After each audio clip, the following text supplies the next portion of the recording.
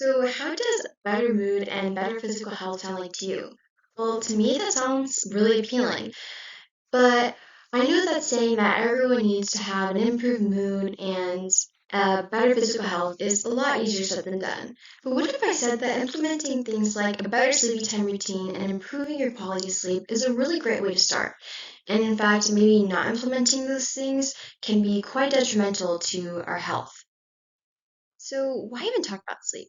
Well, sleep is really important, but unfortunately, statistics have shown that, in fact, 1 in 3 adults are not getting nearly enough sleep as they should be getting. And I know that us as students, we probably don't get nearly enough sleep as we should be getting either. And I know that it's pretty easy to put sleep on the back burner. And I know that we probably feel exhausted all the time. I know that I certainly do at times. But feeling exhausted is definitely not the worst of it, and having this chronic lack of good sleep and consistent sleep can lead to some detrimental health effects. So let's start with the brain. So our brain is the center of all of our functioning, and sleep is a really important way for our brain to take care of itself. And according to the Better Health Channel, sleep is a time where the brain is able to flush out all of its toxins and keep the brain healthy. But okay, so if you're not getting enough sleep, then that means that you are not flushing out as much toxins as you could be flushing out or should be flushing out. And that has been shown to have a link with an increased risk of something as detrimental as Alzheimer's disease. Okay, so what about physical health? Well, physical health and sleep is quite interesting. So, UC Davis Health shows that apparently when we don't get enough sleep, we have an increased craving in carb heavy foods, which, of course, in and of itself, there's nothing wrong with that. But let's think about it. When we don't get enough sleep, that means we don't really have enough energy to exercise or to be active. And pair that with an increased craving of carb heavy foods, that can lead to a rapid increase in rapid weight gain. And of course, having a rapid weight gain is like a domino effect for all of these other health outcomes that are not healthy for us. And okay, let's talk about the immune system. So, with our immune system, I know that it sounds kind of crazy to think that our sleep and our immune system are so closely tied together, but they are. And while we sleep, it's actually a time for our body to repair itself.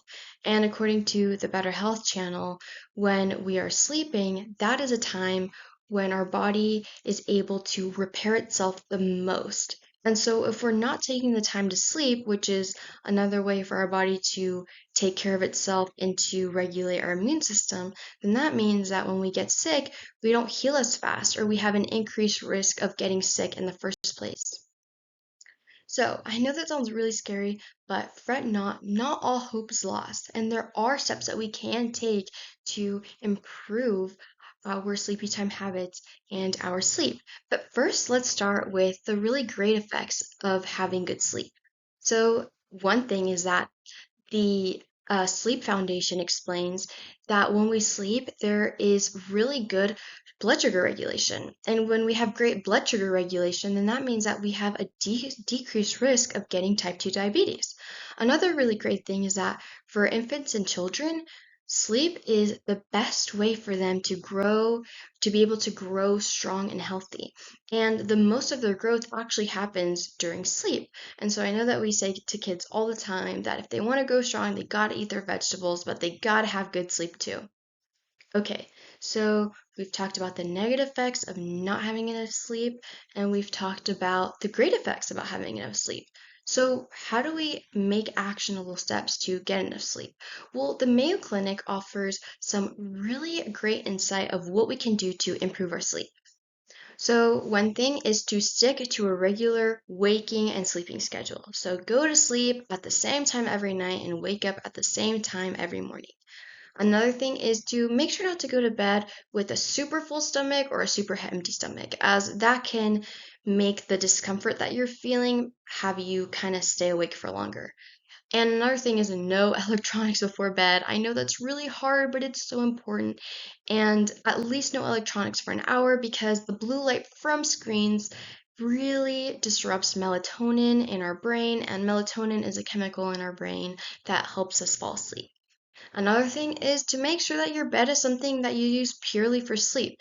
So I know that a lot of us like to snack on our bed and to watch TV on our bed, do homework on our bed, do work on our bed, but being able to help our brain differentiate between having our bed just be for sleep is going to help us have better sleep in the long run. So let's think about the type of world that you want to live in.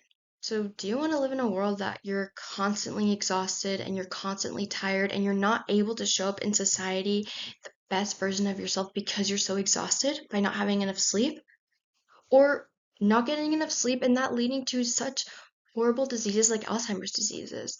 Or not having enough uh, immune regulation and not being able to heal fast enough from illnesses and sicknesses. I don't know about you, but I really don't want to live in that world. But what if we live in an alternate world that we can choose? A world where we do get enough sleep and we prioritize our sleep, and a world where we can show up to society in our most authentic selves and our most well rested selves, and where we have the opportunity to grow as tall and as strong as we can, and we're able to stay clear of really scary things like type 2 diabetes. I know which world I would choose in, but what about you?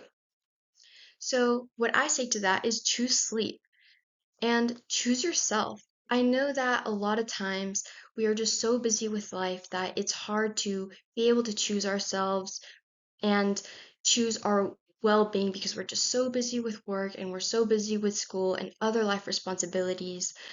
But in the long run, you only have one body and you only have yourself. And when I say choose yourself, a great start to that is to choose sleep. Thank you.